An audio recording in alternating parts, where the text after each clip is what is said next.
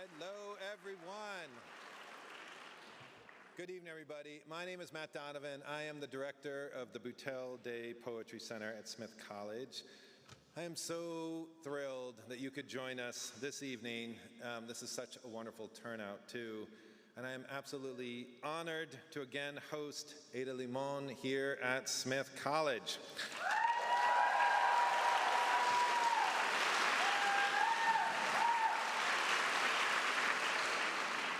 It is such a thrill to have Ada back. I don't know how many of you know this, but Ada read for about 700 high schoolers here today in the same space. So it's doing a double booking, double bill for Ada. Yeah, it was really wonderful. And I got to hear 2 Ada Limón readings today, so I'm having a great day. I also want to thank everyone who's joining us here online. Thank you all for being here tonight. So when I first started my position here at Smith in 2018, Ada was the very first poet I invited to campus. It was raining hard on that particular Tuesday evening, which I know for 2 reasons. One, it always seems to be pouring whenever we host poetry readings. And we got so lucky tonight. I had my eye on the weather for a long time. We're threading the needle.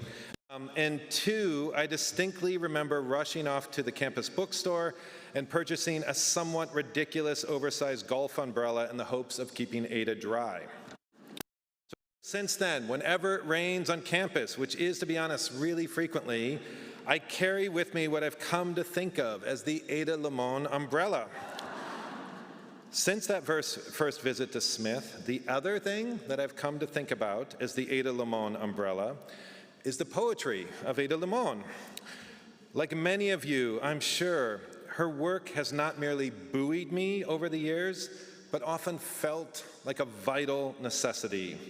And to offer just one example, I remember exactly where I was when I first read Ada's poem, The End of Poetry, during those dark and reeling early days of the 2020 lockdown.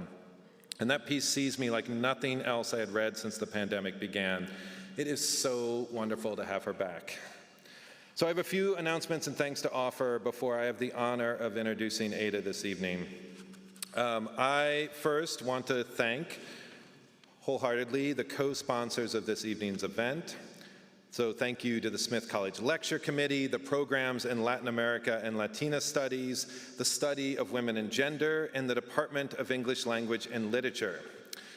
I also want to thank all of our many alums and donors, as well as the Tamis Day Foundation, for their ongoing support of the Boutelle-Day Poetry Center. Your generous contributions and donations are what make this programming possible. I definitely want to thank Jen Blackburn, the Poetry Center's Program Manager and Outreach Coordinator, for all of her hard work, not just planning tonight's event, but each and every reading in our series this year. Thank you, Jen.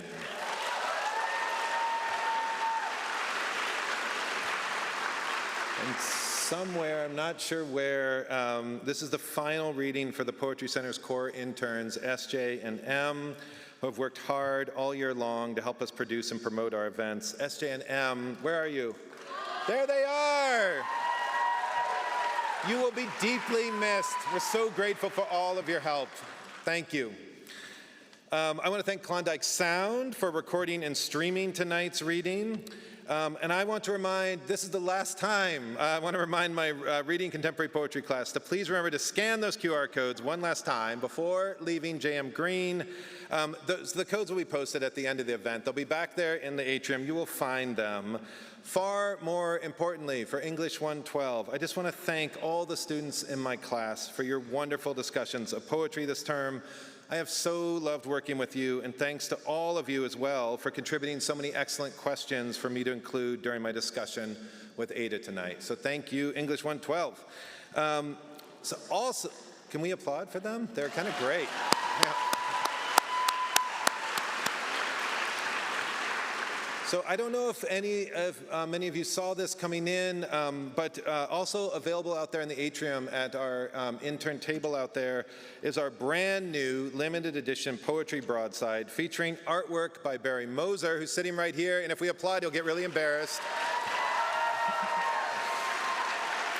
So that broadside is gorgeous. It features Barry Moser's artwork and Ada's poem, Give Me This. That poem, as I'm sure many of you know, is the first piece in Ada's most recent and stunning collection, The Hurting Kind. And it's a poem, in case you haven't read it, that features a chubby groundhog stealing a tomato from the speaker's garden. Barry's artwork is always gorgeous, but this watercolor of Ada's thieving creature is especially stunning. It's in an edition of just 75 copies, which each one individually signed by Barry and Ada. It's also on sale right now in honor of Ada's visit to Smith. It would make a really great graduation gift, I'm just saying. And if you want to check out the broadside and the exquisite paws on the groundhog back there, if you want to make a purchase, there's also a QR code back there that will take you to the Smith College Museum's website, and you can place your order there. In terms of the structure of tonight's event, after Ada's reading, the two of us will have a moderated discussion on stage, and from there we'll move into the book signing. Ada will be right here at that purple tablecloth. So just a few quick words about that. If you would, just please form a line that extends back along the back wall of the auditorium. And then I just want to also respectfully ask you to refrain from requesting either a selfie or a hug from Ada. We want to make sure that everyone has a chance to have her sign a book, and just also make sure that she stays healthy for all of her upcoming events. But if you didn't get a copy of the book beforehand, they'll also be for sale after the reading as well. And now, it is my absolute honor to introduce tonight's visiting poet, who is Ada Limón, it turns out. In a few months' time, a spacecraft inscribed with a poem written by this evening's poet will begin traveling toward one of Jupiter's moons. In all of my years of introducing visiting writers, I have never once uttered those words. And it might be the single coolest thing I've ever heard of a poet doing. There are so many things I love about Ada's poem, which is called In Praise of Mystery, a poem for Europa, which was written for NASA's upcoming mission. There is the beautiful fact of a poem moving through 1.8 billion miles of our universe. Equally beautiful to my mind is the fact that the poem will be inscribed in Ada's own handwriting, as well as accompanied by the names of anyone who signed up to have their name engraved on one of the spacecraft's microchips. The idea of that handwritten poem making that journey through a seemingly infinite expanse of space, and that generous gathering of names encapsulate much of what I love about Ada's work. There's the insistence, despite all of the unfathomable darkness one might encounter, of the importance of the individual self, and as always with Ada's poetry, there's the sincere invitation for all of us to join. And then there's the breathtaking poem, which after a nearly 6-year journey will circle Jupiter's moon. In that piece, you will find a speaker awestruck and enraptured, not only when conjuring the expansiveness of our night sky, but also the myriad mysteries of our own world. And by the poem's conclusion, that rapture widens to include the reaches of our wondrous, immeasurable selves. In a direct address to Europa, which is believed to house an enormous ocean beneath its surface, Limón writes, "O second moon, we too are made of vast and beckoning seas." Vast and beckoning. Vast as in reaching outward, as in immense and forever wondrous, and beckon, a word from Old English that comes to us from beacon, as in a portent, a lighthouse, and meaning to shine. In the hands of this poet, those radiating beacons from our world can be found almost anywhere, meaning the source of inexhaustible wonder can take many forms. In one poem, it's there in the plume of a bird which ambushes the speaker with its beauty. And in another, it's there in the form of a young girl standing on the banks of the Mississippi, dressed as Wonder Woman, for no discernible reason at all. It could be a thieving, waddling groundhog glimpsed in her backyard, or it could be a magnolia tree that makes her feel, as Ada put it in her introduction to You Are Here, the brilliant new anthology of poems she edited, both more and less human all at once. Whether it's a tree or an animal or a memory that can't be shaken or a grief that will never ebb, Ada's poetry invites us to not merely look, but to look closer, look again, all as a means of grappling after that which might offer solace and that which makes life worth living despite all the losses from which we suffer.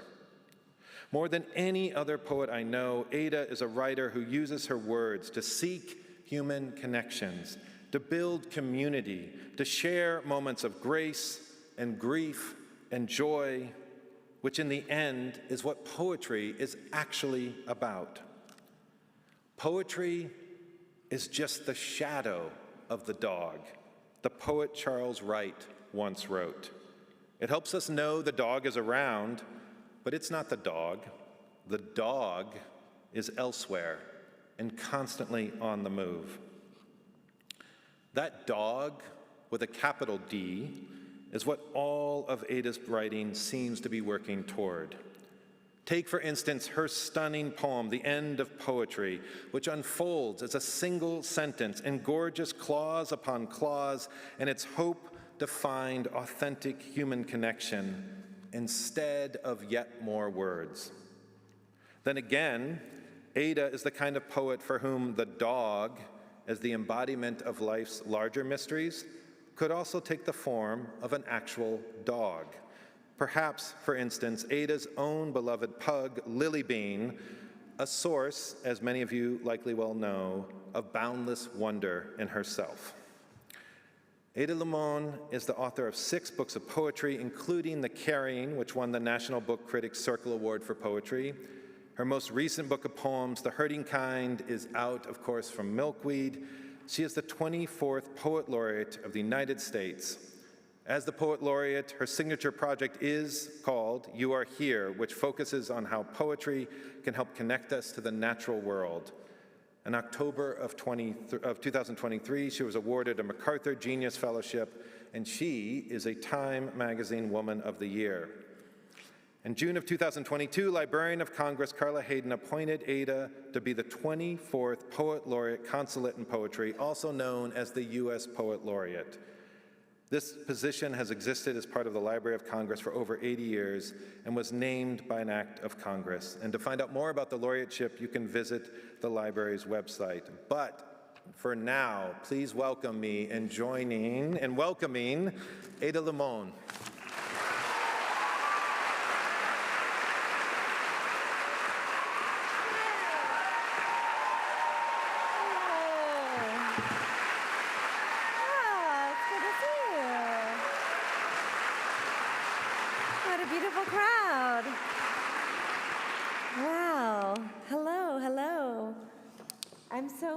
I'm so pleased to be here. I've had such a beautiful time earlier in the day when I was reading for high school students that asked really wonderful questions, and one of them was just, how many poems have you written?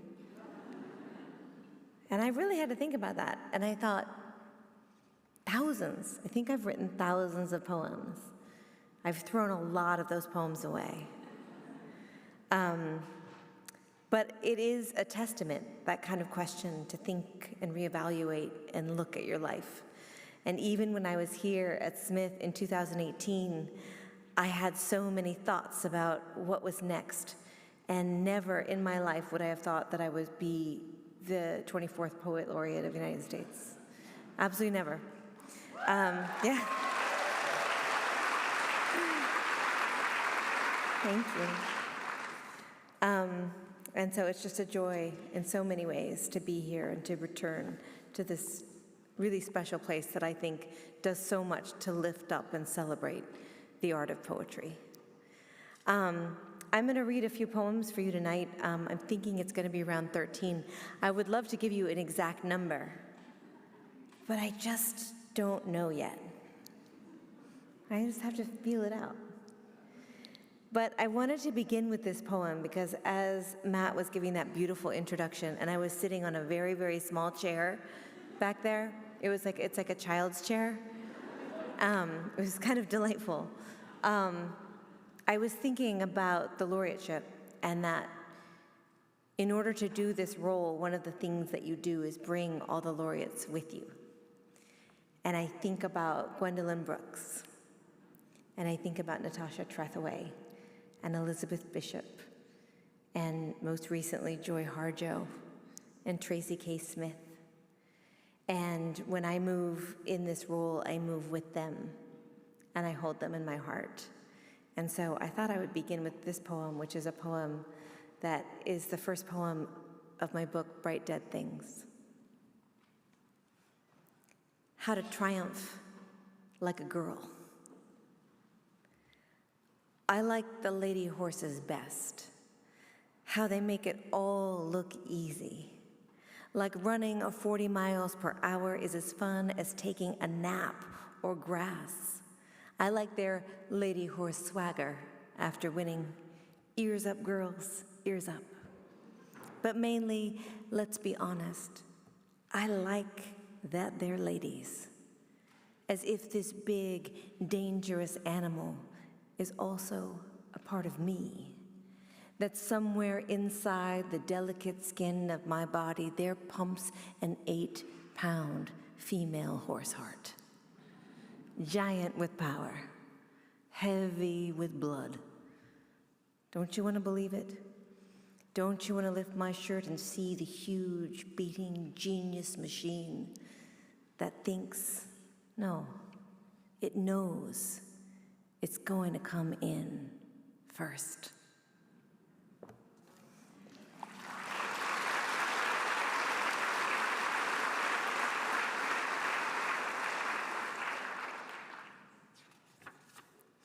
I'm going to read this poem. I haven't read it in a while, and I thought it would be nice to bring it in here. Which is a poem about language and the failure of language, which most poems deal with. You know, as poets, we're in love with language, but we also recognize everywhere it fails. And that's why we love this art form the most, is that it constantly fails.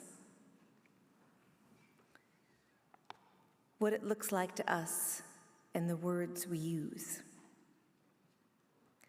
All these great barns out here in the outskirts, black creosote boards knee-deep in the bluegrass.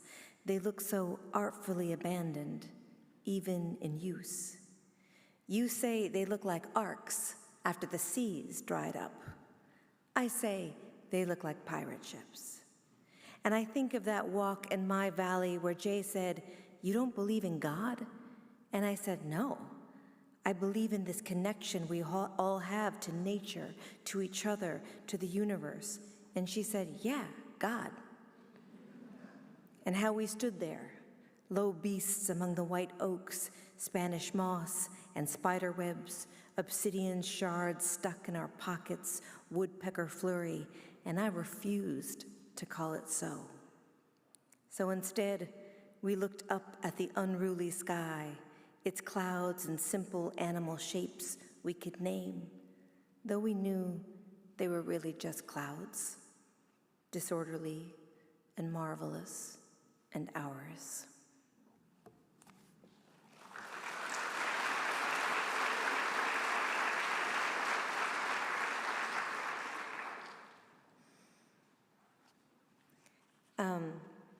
I thought I would read this poem, which is, I was born and raised in California, and we didn't have fireflies. And I remember when I first moved to Kentucky, I looked outside and I was like, what is happening outside? And because I had just most recently spent 12 years in Brooklyn living there, my husband was like, "They're fireflies. Like, what's wrong with you?" And I said, "Oh, I'm going to call them field bling." This poem is called Field Bling.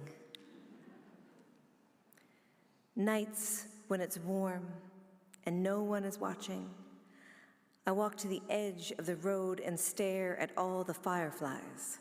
I squint and pretend they're hallucinations, bright made-up waves of the brain. I call them field bling. I call them fancy creepies.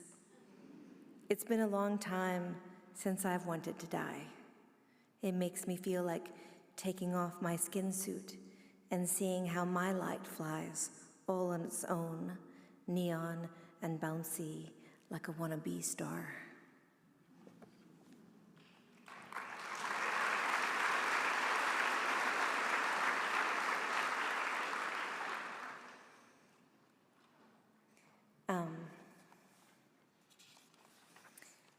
And then I'll read this poem that, when I was a kid, and still to this day, I think that people will always say, tomorrow is going to be better, and the next day will be better. And I remember even then being like, but what if it's not? And I wanted to write a poem about what I would do with that feeling. And this is the poem that came out of it. The Conditional. Say tomorrow doesn't come. Say the moon becomes an icy pit. Say the sweet gum tree is petrified. Say the sun's a foul black tire fire. Say the owl's eyes are pinpricks. Say the raccoon's a hot tar stain. Say the shirt's plastic ditch litter. Say the kitchen's a cow's corpse. Say we never get to see it. Bright future, stuck like a bum star, never coming close, never dazzling. Say we never meet her, never him. Say we spend our last moments staring at each other, hands knotted together, clutching the dog, watching the sky burn.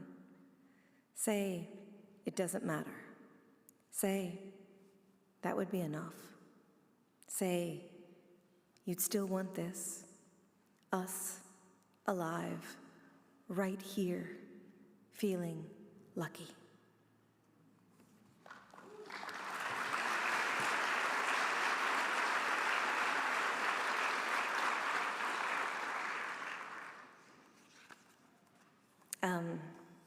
I'm going to move to my most recent book now, called The Hurting Kind. And it's such an interesting thing to put a book into the world and watch what it does without you. But today, we were visiting the Emily Dickinson's home, and we saw a groundhog. And it was so wonderful, because here we were going from, the homestead to the brother's house, and there was a moment where we had gone through all of these things. We were talking about, this beautiful history and poem making and gardens and all of these things, and Carlo, the big dog, my favorite. And just in between that space, there was the groundhog. And that's when we all got the most excited. Because everything else was beautiful, it was wonderful, rich, inspiring, gorgeous place. But there's something about aliveness, right, that we hold on to, that mystery of nature. And this is a poem I wrote that, yes, it's about a groundhog. But oftentimes when I say something's about something, it's not about that. It's also about a million other things. But I think that for a long time, being asked about, would you write a specific poem addressing X, Y, and Z? And I have always maintained that as soon as someone asks me to do something, I want to say no. And so this poem came out of me having a little rebellion as being again and again as a brown woman being asked to address a certain situation many years ago, and I wanted to write my own poem, and this is the poem that came. Give me this. I thought it was the neighbor's cat, black to clean the clock of the fledgling robins low in their nest stuck in the dench hedge by the house. But what came was much stranger, a liquidity moving, all muscle and bristle, a groundhog slippery and waddle thieving my tomatoes, still green in the morning shade. I watched her munch and stand on her haunches, taking such pleasure in the watery bites. Why am I not allowed delight? A stranger writes to request my thoughts on suffering. Barbed wire pulled out of the mouth as if demanding that I kneel to the trap of coiled spikes used in warfare and fencing. Instead, I watch the groundhog more closely, and a sound escapes me, a small spasm of joy I did not imagine when I woke. She is a funny creature and earnest, and she is doing what she can to survive.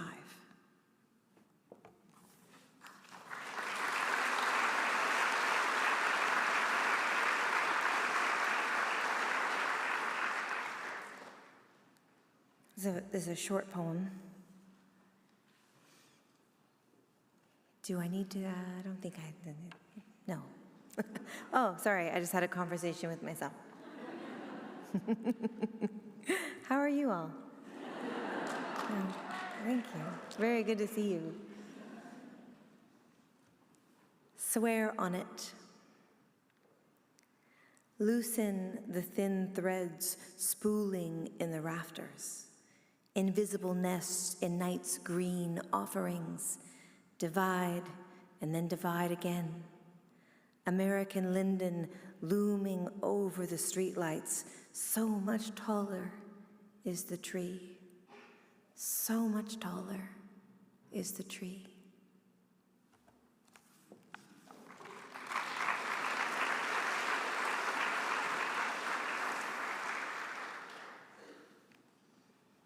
This is a poem about flowers.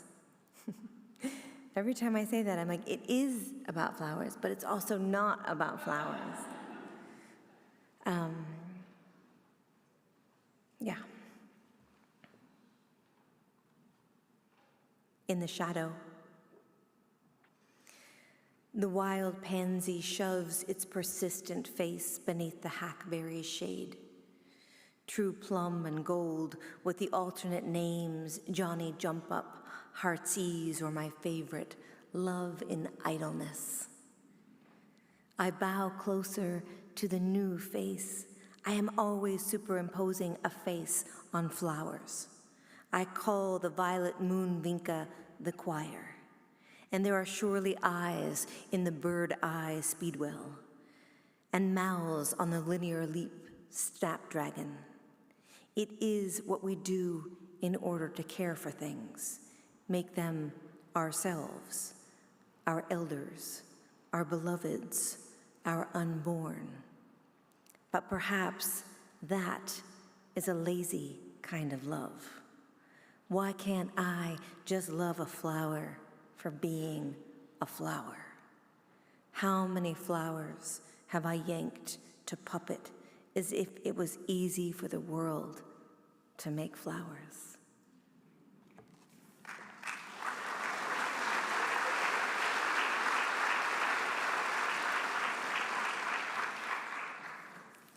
I wasn't going to read this poem, but then all around, driving around today, this plant just kept coming up and coming up and coming up, and I was like, okay, she's here.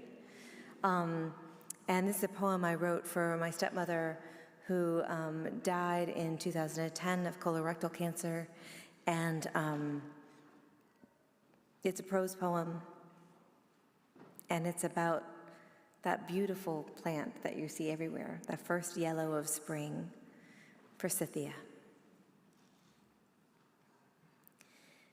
At the cabin in Snug Hollow, near McSwain Branch Creek, just spring, all the animals are out, and my beloved and I are lying in bed in a soft silence. We are talking about how we carry so many people with us, wherever we go, how even when simply living, these unearned moments are a tribute to the dead. We are both expecting to hear an owl as the night deepens. All afternoon from the porch, we watched as an eastern towhee furiously built her nest in the untamed forsythia, with its yellow spilling out into the horizon. I told him that the way I remember the name forsythia is that when my stepmother, Cynthia, was dying that last week, she said lucidly but mysteriously, "More yellow," and I thought, yes, more yellow, and nodded because I agreed, of course, more yellow.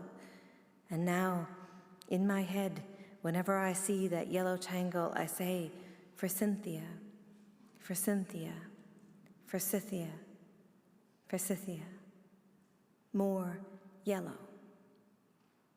It is night now, and the owl never comes. Only more of night and what repeats in the night.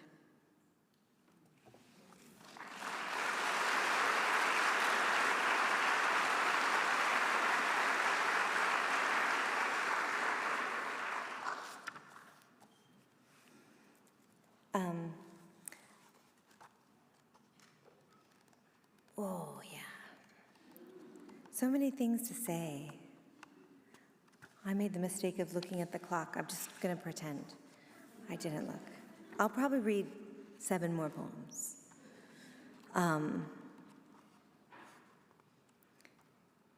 Yeah, I'm going to read this one. Some of my work deals with infertility.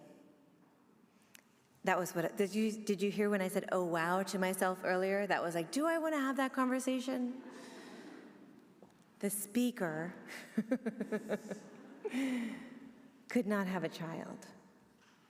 The speaker is very happily child-free and does not need any advice from anyone.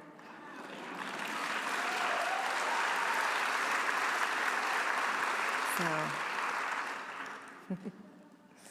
nevertheless, this is a poem about infertility, but it's also about horses. I should have just started there. Foaling season. 1. In the dew-saturated foot-high blades of grass, we stand amongst a sea of foals, mare and foal, mare and foal. All over the soft hillside there are twos, small duos ringing harmoniously in the cold, swallows diving in and out, their fabled forked tail, where the story says the fireball hit it as it flew to bring fire to humanity. Our friend, the Irishman, drives us in the gator to sit amongst them. Everywhere doubles of horses, still leaning on each other, still nuzzling and curious with each new image. 2. 2 female horses, retired mares, separated by a sliding barn door, nose each other. Neither of them will get pregnant again. Their job is just to be a horse. Sometimes, though, they cling to one another, find a friend, and will whine all night for the friend to be released. Through the gates, the noses touch, and you can almost hear, "Are you okay? Are you okay?" 3. I will never be a mother. That's all. That's the whole thought. I could say it returns to me watching the horses, which is true. But also, I could say that it came to me as the swallow circles us over and over, something about the myth of their tale, how generosity is punished by the gods. But isn't that going too far? I saw a mare with her foal, and then many mares, with many foals, and I thought simply, I will never be a mother. 4. One foal is a biter, and you must watch him as he bares his teeth and goes for the soft spot. He's brilliant, leggy, and comes right at me as if directed by some greater gravity. And I stand firm and put my hand out first, rub the long white marking on his forehead, silence his need for biting with affection. I love his selfishness, our selfishness, the two of us testing each other, swallows all around us. Every now and then, his teeth come at me again. He wants to teach me something, to get me where it hurts.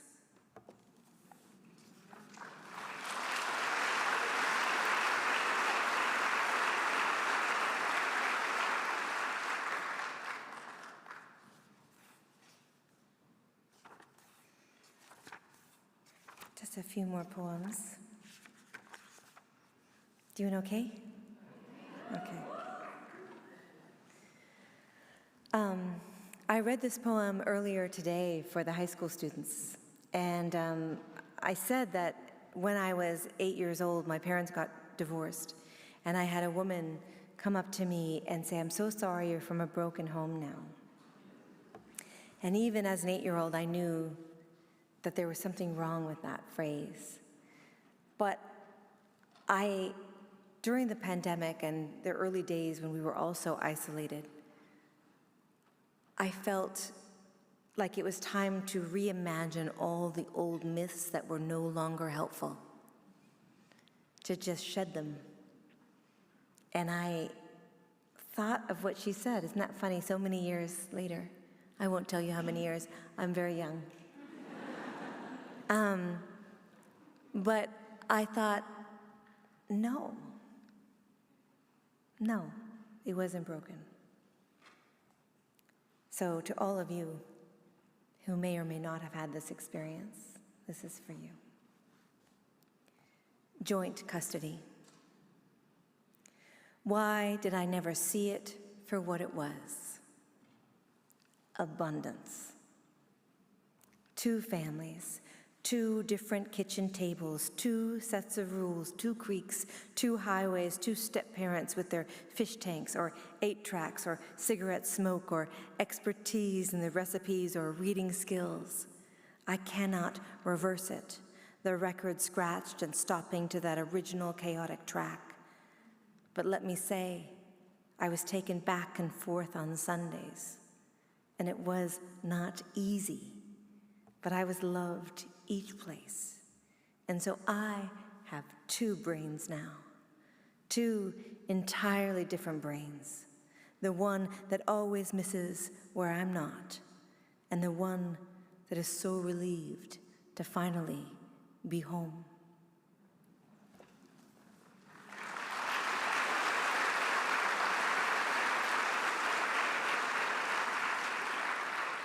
Listen, it's never too late for a revenge poem.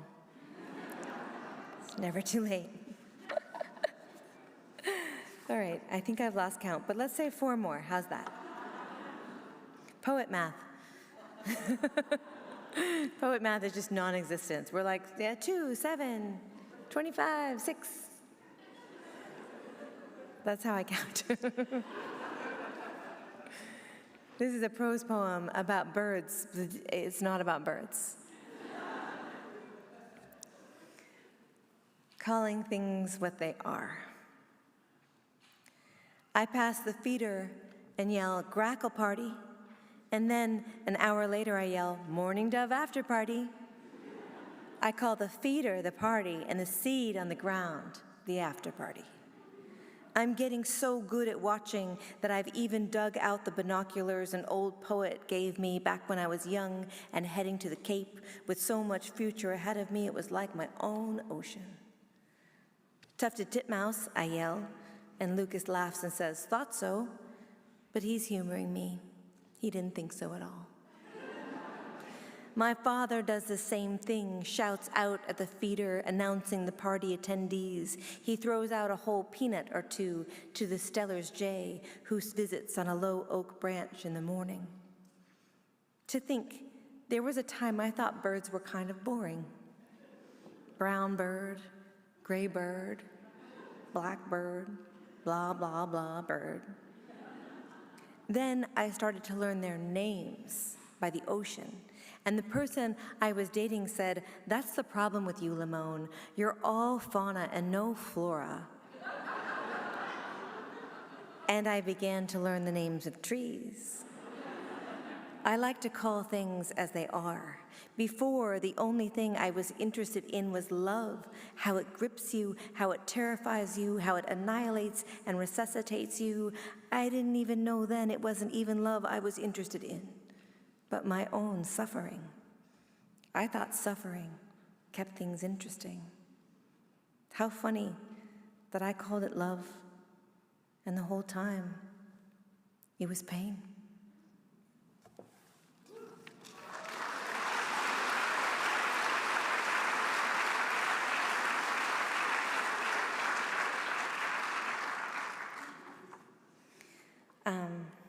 I read this poem. I love playing music, but I'm terrible at it. And I highly recommend any of you who are students or adults or human beings to enjoy something you're terrible at and do it as often as possible. To recognize failure and surrender to the joy that is play. Instrumentation. If I could ever play an instrument for real, I like the idea of playing the jawbone. The rattle of something dead in your hands, the thing that beats back to the sky and says, "I'm still here," even though clearly the donkey isn't here, or the horse isn't here. Just the teeth and the jaws making music like resurrection or a haunting or just plain need. What I like most is that the jawbone is an idiophone, which I misread once as ideaphone. But an idiophone is just that it makes music by the whole thing vibrating without strings. I want that kind of reeling in the wind, all the loose teeth, all the old bones of the skull, all the world, and the figure swaying with its stick to make untuned music, even death cannot deny.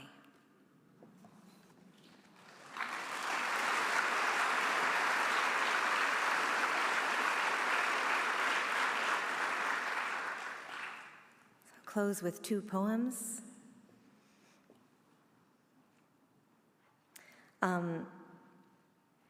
Actually, I'm going to switch the order. The poem, yes. Pay no attention. Don't look at me. I was asked, as Matt so beautifully said in his introduction, I was asked to write a poem for NASA, which if I ever thought was going to come out of my mouth, ever, I would have said no. And it's going to the second moon of Jupiter. And just a few weeks ago, I got to see the vault plate, which it's engraved on. And it's incredible. And it's in my own handwriting. And here I was, I immediately reached for it. And they're like, no. I'm like, oh, I can't touch it. NASA has really strict rules about touching things. If there's one thing I've learned, they really don't like you touching a lot of things. I went to the JPL Jet Propulsion Lab and I asked if I could see the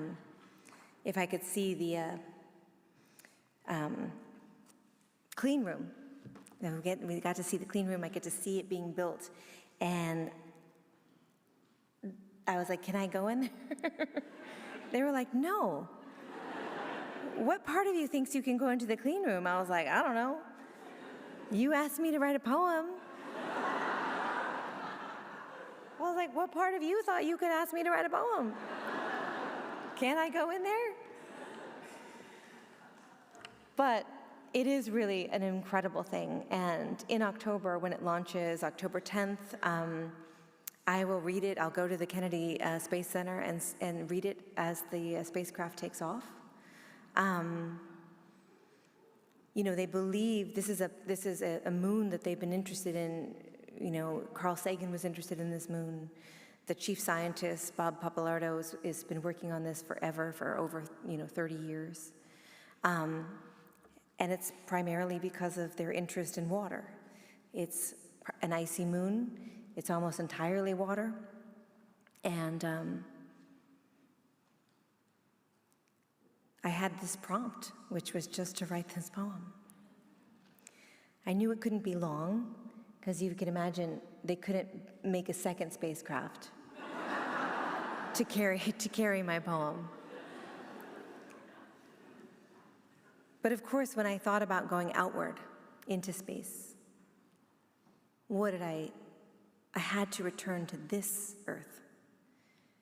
And every NASA scientist you meet or speak to, every scientist, will tell you this is the best planet. Here's the poem. In praise of mystery. Arching under the night sky, inky with black expansiveness, we point to the planets we know. We pin quick wishes on stars. From Earth we read the sky as if it is an unerring book of the universe, expert and evident. Still, there are mysteries below our sky, the whale song, the songbird singing its call in the bough of a wind-shaken tree. We are creatures of constant awe, curious at beauty, at leaf and blossom, at grief and pleasure, at sun and shadow. And it is not darkness that unites us, not the cold distance of space, but the offering of water. Each drop of rain, each rivulet, each pulse, each vein. Oh, second moon, we too are made of water, of vast and beckoning seas. We too are made of wonders, of great and ordinary loves, of small, invisible worlds, of a need to call out through the dark.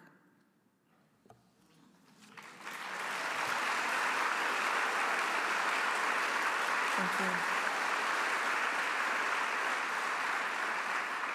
And I'll close with this poem, which is the last poem in my book, The Hurting Kind, which is, I think, the poem that brought me back to life in many ways. It's about all of the things that I gave up on writing about, and then they made their way into a poem. The end of poetry. Enough of osseous and chickadee and sunflower and snowshoes, maple and sorry, I'm gonna start again. The end of poetry. Enough of osseous and chickadee and sunflower and snowshoes, maple and seeds, samara and shoot. Enough chiaroscuro, enough of thus and prophecy, and the stoic farmer and faith in our Father, and 'tis of thee. Enough of bosom and bud, skin and God not forgetting, and star bodies and frozen birds. Enough of the will to go on or not go on, or how a certain light does a certain thing. Enough of the kneeling and the rising and the looking inward and the looking up. Enough of the gun, the drama, and the acquaintance of suicide, the long-lost letter on the dresser. Enough of the longing and the ego and the obliteration of ego. Enough of the mother and the child and the father and the child, and enough of the pointing to the world, weary and desperate. Enough of the brutal and the border. Enough of can you see me, can you hear me? Enough I am human. Enough I am alone and I am desperate. Enough of the animal saving me. Enough of the high water. Enough sorrow. Enough of the air and its ease. I am asking you to touch me. Thank you. Thank you. Thank you. Thank you so much. Thank you.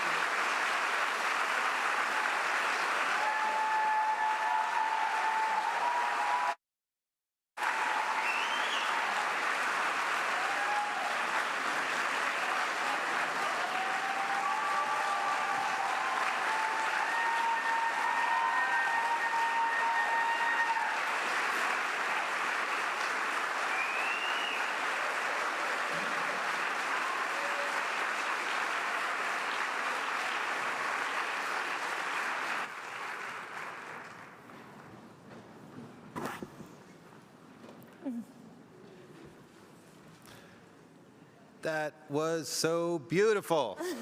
This is why we keep inviting you back. Ada, that was so wonderful. Thank you for that. I don't know if at the end of our discussion you would do an encore poem or not. Yeah, of course. Because I'm not ready. I'm not ready to give up. I want to keep listening to, at least one more poem would be amazing. Yeah. As I mentioned, I have some questions, and my students submitted some amazing questions. And a lot of my students wanted to know about your current role as U.S. Poet Laureate, and we obviously had a number of questions along those lines this morning, too. I wanted to ask you about that through the lens of a poem from your first book, Lucky Wreck, that I recently read. The second poem in that book, Little Day, is just 3 lines long and reads in its entirety, "This is what it comes down to, me on a park bench, always writing. This is what it comes down to." Yeah. You remember that one? Yeah. Yeah. So I love the way that those lines seem to get at the essence of poetry, and there's the speaker as observer situated in the world, and just this tenacious devotion to the craft of writing. And I wondered, to what extent these days do you feel like exactly that same speaker sitting on a park bench trying to make sense of the world, and to what sense has it changed? Yeah. Thank you for bringing that little poem into my ears again, into my heart.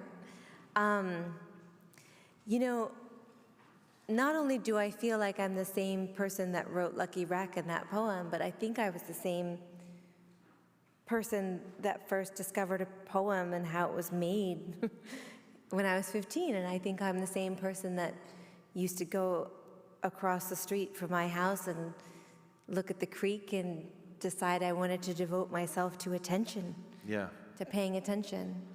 And even as my life has expanded, I think I always come down to the idea of what it is to make something and put it back into the world, to honor the world by listening to it, by receiving it, by letting it enter you, by being tender to it, and then to offer something, even in the smallest way, back to that gift so that it's reciprocal. That's what it all comes down to. Yeah. Was it at all, so after you heard the news, what was the first poem you wrote after you knew that you were going to be the next U.S. Poet Laureate? Oh, that's a great question. And I'm wondering what poem it was, but I'm wondering if it, like, when you first approach, I don't know if you work straight to the computer on the page, but if you're looking at the blank page, did it feel daunting in that moment to start writing poems in that capacity? I can't, I'm trying, if you see me pause, it's because I'm trying to decide how honest to be. No one's listening. It's just us. It's just us. No one's watching. I'll be very honest. I am terrible at keeping secrets. I don't like not being able to share things with my friends and my beloveds. So I knew about the laureateship in June, and I had to hold it until July 15th. And those of you who know my work and who know me personally will know that my body reacts to everything in a way that is like, oh, I will fight you. And so what happened was, as I was keeping this secret and trying to process it, I got shingles. And so the first poem I wrote was called Let Loose, and it's actually just came out in Oprah Daily. And it's all about when a meditation teacher says, just come back to the body, come back to the body. And I was like, yeah, but what if the body's being a real asshole? I was like, I want to go back to the mind. And that whole poem is about basically when you are someone that has pain, and I've dealt with chronic pain my whole life, like what is it to then cherish instead the wild imagination as opposed to the breath and the body. So the poem actually had nothing to do with the laureateship, but I think in many ways it did, because my body was responding to a great weight.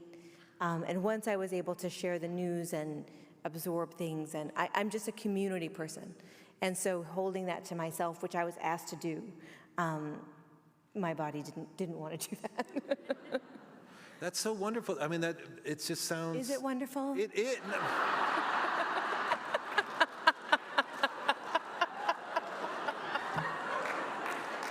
I was going to finish that sentence by saying that it strikes me that what is wonderful is that you were approaching it out of a personal need, rather than like getting potentially caught up in one's head about the role that you were writing. See, yeah. Right? I had something, had something to say. Yes. You know? I trust you. Because I would imagine it would feel daunting. All right, I'm gonna change. It's tied into the next question. Yeah. Thank you for shaming me in front of everyone. But this is a related question too, because I remember during your last visit to Smith, you mentioned a sense of pressure that you felt when you were writing your poem, The Leash, a poem I love. But if I remember correctly, you had been tasked with writing about a poem in response to America's gun violence. That was actually a poem that it was right after one of the many mass shootings, and they asked me if I would write a poem that would be the first poem on Poem-A-Day of the year. Yeah. And so it couldn't not be in response to that, but that was the task.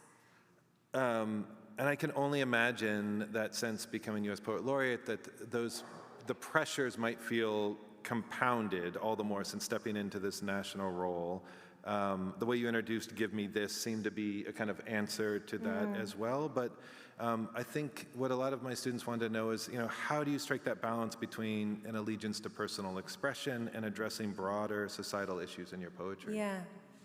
Yeah, I mean, I think that's a really beautiful question. I think it's for me, the reason I went into poetry and the reason I continue to devote my life to poetry is that it is the place where I feel the safest, the most free, and that I create something on the page. I create a space for my most vulnerable self, a vulnerable self that actually can't move in the world. It can't move amongst people, but it can move on the page. And that, to me, is the most free I can possibly be. And I'm still dedicated to that. Yeah. I will tell you that means I have written a lot of secret poems. Yeah. Secret as in no one sees them at all, or? Not so far, yeah. Would you like to read one? But because I have to do my own work, like that, the poems are always for me, and then they reach out. They tell me if they want to reach out or not, and so I have to make those secret poems that are sometimes, poems that are just funny, or they're irreverent, and sometimes they're, really rageful. Yeah. But those poems are for me, and maybe someday they will exist in a larger audience, and maybe they won't. Yeah. But that's the way I balance it, is that I'm always writing for my own heart. One student submitted a question which is essentially about process, but I really loved how it was phrased, so I'm going to just quote it directly. Here's what she said. In your poem, which we have a shared love of, Not the Saddest Thing in the World, you write, I go about my day, which isn't ordinary exactly, because nothing is ordinary now, even when it's ordinary. And the repetition, the student said, of the word ordinary really stuck out to me. I'm wondering what inspires you to write. You write a lot about birds and other wildlife sightings and personal experiences that by most people's definitions would fall into the ordinary category. But through your interest in them and their subsequent translation into poetry, they are translated into the extraordinary. How do you decide which sightings, moments, and memories make their way into your poems? That's a great question. Because a lot of people will say, how do you find subjects, right? And I'm like, how do you weed out subjects? Because for me, like, as you were talking, it's a beautiful question, and then you were talking about nature, and then I was looking at these flowers, and I'm thinking how gorgeous they are. And there's this hydrangea on this side. I don't know if there is one on that side. And this purple hydrangea, and then I was thinking about that the way hydrangeas are made is really fascinating to me. And once when I worked for Martha Stewart, I thought I would never, this is how my brain works. I promise I'm answering the question. But I thought for a moment I would never like hydrangeas ever again. Because she would always say, I just want hydrangeas in a low bowl. Just a low bowl of hydrangeas. All this to say that I am amazed by everything, and time does not exist. So everything is happening all the time. Simultaneity is a real thing. And I think that if you're really paying attention to all the threads and synapses of the world and the brain and the mind, everything is connected and everything is glowing. And it's just a matter of where one sets its gaze. And I think for me, it's not necessarily a matter of choosing. It's what is the loudest or what is the highest vibrating thing. But they're all around. I mean, it's endless. In terms of your process, do you feel like you have, moments of being ambushed by beauty and that's something I want to write about? Or is it a gradual sort of interrogation of that thing to go in deeper beyond that initial impulse of delight or joy to get at what it's really about? Is it one or the other for you more? I think it's actually both. Yeah. Right? Because even if I think about hydrangeas, I could go very deep. Yeah. And so I think that there's a level in which once you get interested in the thing, you think, oh, okay, why do I not like a flower, right? Like people will have flowers they don't like, which I love. Like they're like, oh, a daisy. Oh, who likes a daisy? I'm like, oh, what's wrong with a daisy? But then you're like, well, why? If you ask yourself why, oh, it's common, it's by the roadside. Look, it sounds like you should love it all the more. But like, this is the kind of thing that if you start to do that, that's where poems get really interesting, is to interrogate the self. Even the poem, How to Triumph Like a Girl, really begins with why? Why did I like the lady horses best, right? And then it's like, oh, because they're the ladies, because we're connected. And so, that's where the poem really takes off for me. So it begins maybe it's not beauty, maybe it's rage, maybe it's like, why is this so upsetting? Why can't I recover from this? Yeah. And then questioning. And that tugging then gives you at least a draft of a poem. It may not be the complete poem, but it might be the impulse for the poem. Yeah, great, I love that. You told a story this morning to the high schoolers about, I think the question was, what brought you to poetry? And you told a story, which if you could give some version of would be wonderful here, of hearing or reading Elizabeth Bishop's One Art. And so it'd be wonderful to hear you talk about that first encounter with poetry and what it was that maybe sparked something in you. But then I'm also interested in the specific form of that poem, and I can imagine for you that there's something sort of incantatory about the repetition. Yeah. But then you are not a poet who works within the received forms as much. So maybe you could just talk about your relationship to form as well. Yeah. I was 15, and the poem One Art by Elizabeth Bishop was on a test. And I actually asked if I could keep the test so I could keep the poem.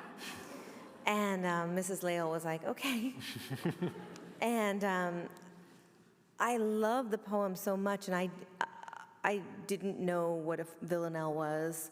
I had studied some sonnets because I had a background in theater at that moment, and we were doing Shakespeare performances. So we all had to memorize the sonnets, many sonnets. And, but I had just, I loved it. I was also 15 and heartbroken. I mean, maybe everyone is heartbroken at 15, but that line, about like lose something every day, and there was this flippant, loose tone, and I was like, how can she be so loose? But then it's so contained, and the way that her tone was shifting up against the walls of the poem felt really fascinating to me. And then, as I have written many villanelles, and they are terrible.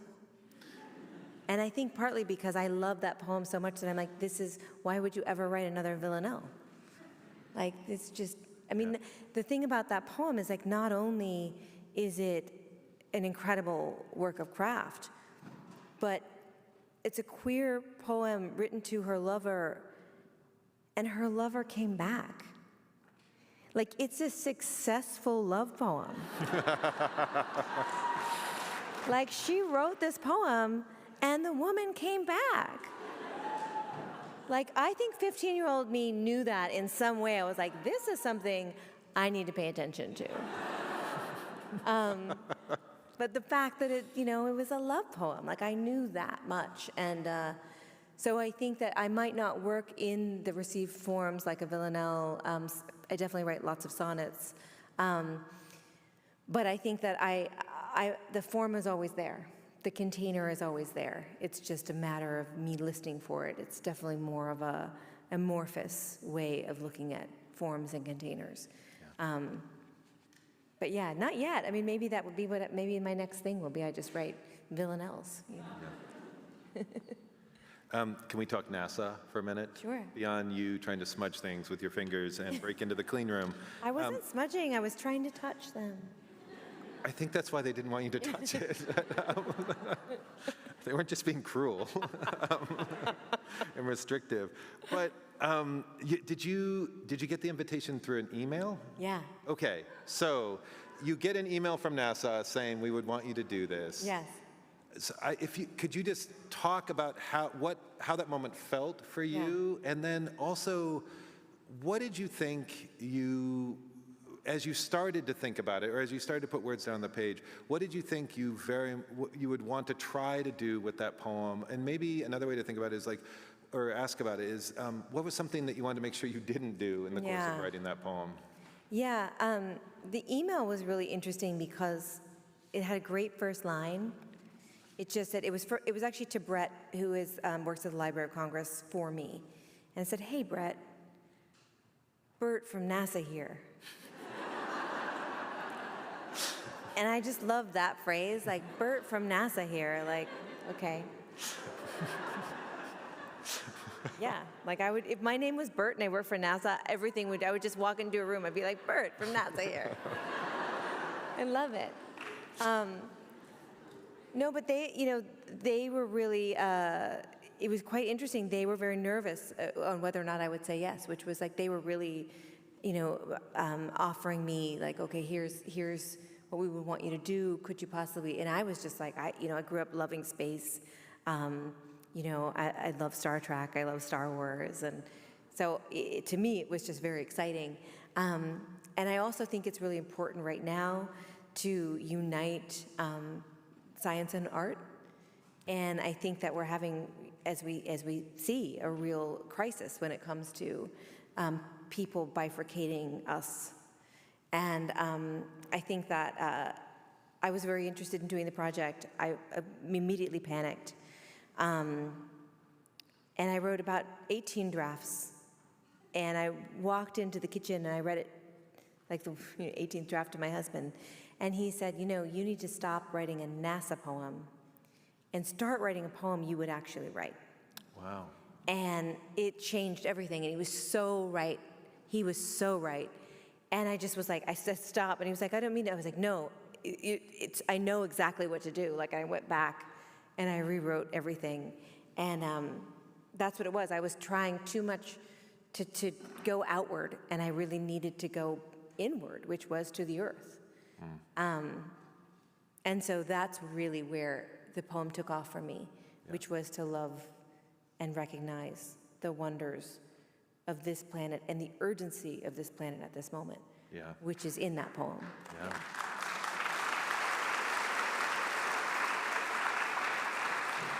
I love that you were already 18 drafts in before that even occurred to you. Yeah, I didn't love that part. It's wonderful. It's wonderful. Yeah, I want to. Can we talk about the natural world for a minute?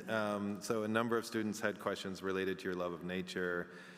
One student, I love this phrase, was just discussing how the flora and fauna in your work is the foreground upon which the emotions, questions, and curiosity of both the speaker and reader can interact. So I'd love to ask you about this in relation to your beautiful project, You Are Here. But just before we get to that, you were reading a poem earlier where you were talking about a blah, blah, blah bird phase of your own. So have you always felt drawn to the natural world, or is it something that you feel like you've earned and it's something that you respect more now that when you're spending time with it and engaging with it through your poems?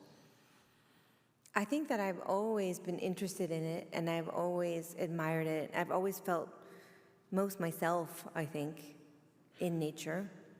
But, many years of living in Brooklyn, I'd walk to the East River, and look for life. There wasn't much of it. But I learned to name and identify the trees on my block. I think that I had to be more intentional about it. And then I think when I moved to Kentucky, I felt very isolated. I didn't feel like I had any community. The way that I allowed myself to find belonging was to name and identify the plants and animals. And I still remember pointing to a tree and not knowing what it was, and then someone telling me, and then I thought, oh. And then I thought, okay. I was like, nice to meet you, tree. I will now try to find out where I am. And that allowed me to love the land and love the landscape, and gave me a sense of, this is how one can feel a sense of belonging even if they feel very isolated and without community. And so that really is where Bright Dead Things took off for me. And then that has been with me since that. Yeah. Because I feel like I was really saved by nature at that time. Can you talk a little bit about the You Are Here project as well? So, maybe you can describe it for folks too, but just to also talk about what you really hoped it would inspire in people and achieve. Yeah. So every laureate in this role is asked to do a signature project. And it's very difficult because there's many people that have done incredible projects before. And I knew I wanted to do something that paired nature and poetry in some intricate way. And I came up with the idea of a project that's twofold. One element is this anthology called You Are Here, which is 50 original poems. They're new nature poems They speak back to the climate crisis. They speak to the moment that we're here right now. They speak to urban areas. They're all just really incredible poems.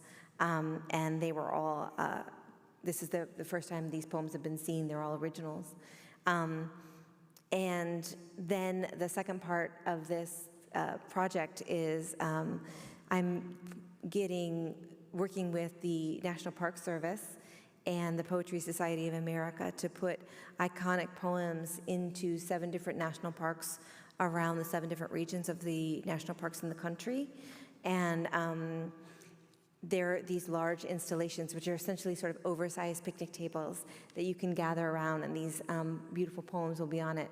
And people can sit, and then there'll be a prompt to write their own sort of "You Are Here" poem. And I'll be visiting each one of those 7 national parks over the summer, the fall, and the winter. This is the kind of invitation I was talking about Yeah. as well. Yeah. And you said also to me that this is just the start of things, right? Yeah, one of the hardest things to do, as you imagine, like doing a signature project in this way, is oftentimes when the laureate is no longer the laureate. Like for me, the next person will take over in September of 2025, and the nice thing about this project is the Poetry Society of America is going to continue to put poetry in the parks. And so it's something that we can sort of launch together, and then we'll continue without me being in the role, but it will have its own life, which is really one of the goals that I was hoping to have. So the anthology I think, will be, everlasting in so many ways. And then I think the Parks Project will just continue with those partnerships that we've made. So it's really exciting for me. Yeah, really beautiful and exciting. Yeah, thank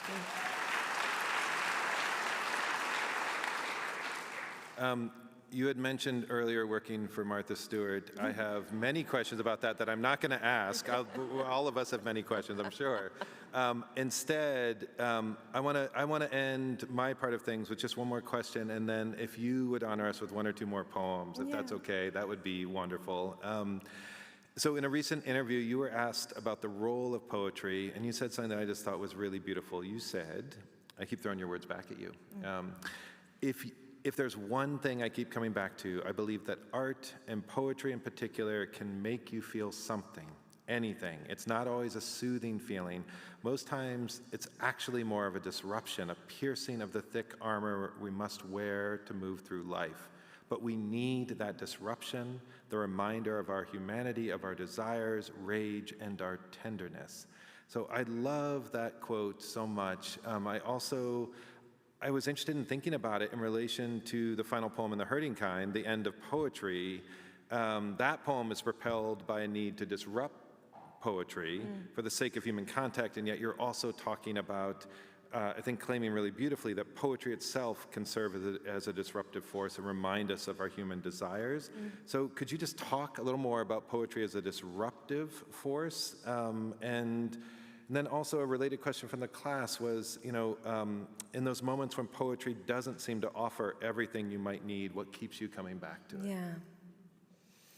I think for me, one of the biggest things that sort of shocked me when I was in this role and put in this role, it's not a role you apply for.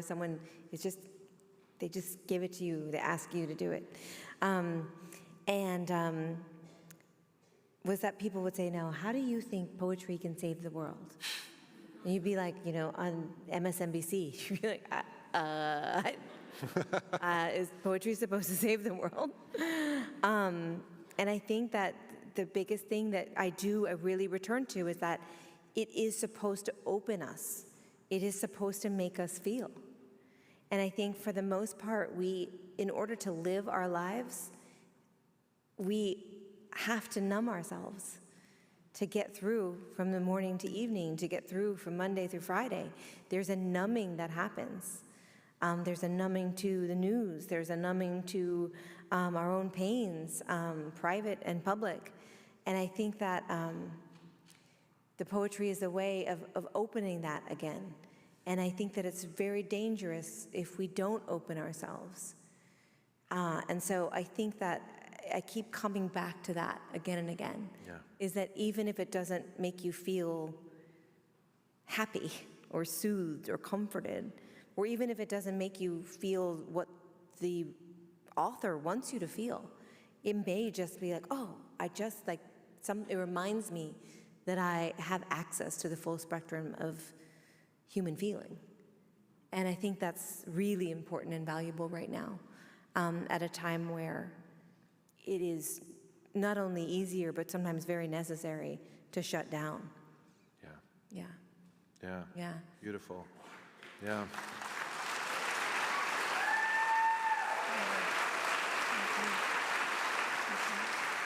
Is it okay to spring an encore on you? Yes, okay, I'll do 2 short ones. How's that? Is that all right? Yes, of Yeah. course. 2 short ones. What are they going to be? Okay, here's one for writers. Is anyone a writer in here? Okay. Bellow. Tell the range and all that's howling. The flickers of life beyond the weeds, the vulture's furrowed brow of flight, the blasted sticky Canadian lawn thistle. Tell the clowned out clouds and the rain and all that makes you go quiet again. Tell them you didn't come here to make a fuss or break or growl or scream. Tell them crazy sky and stars between.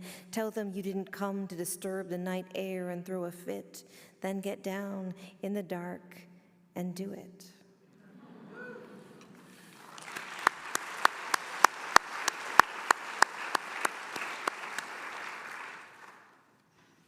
And then let's see. Another little short one.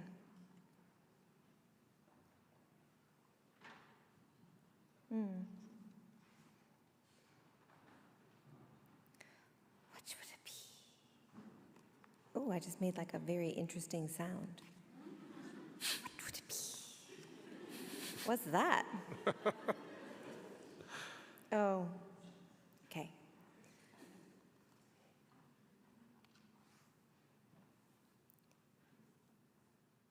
If I should fail, the ivy eating the fence line, each tendril multiplying by green tendril, if I should fail, the seeds lifted out and devoured by bristled marauders, blame only me, and the strip of sun which bade me come to lie down, snake-like on my belly, low snake energy, and be tempted by the crevices between the world and not world. If I should fail, know I stared long into fractures, and it seemed to me a mighty system of gaps one could slither into, and I was made whole in the knowledge of a sleek nothingness.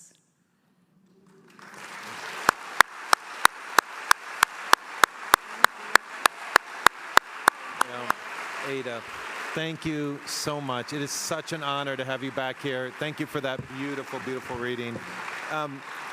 As you all know, Ada will be right down there signing books. Come by, say hello, get a book signed. Thank you all so much for coming tonight. Thank you. Ada.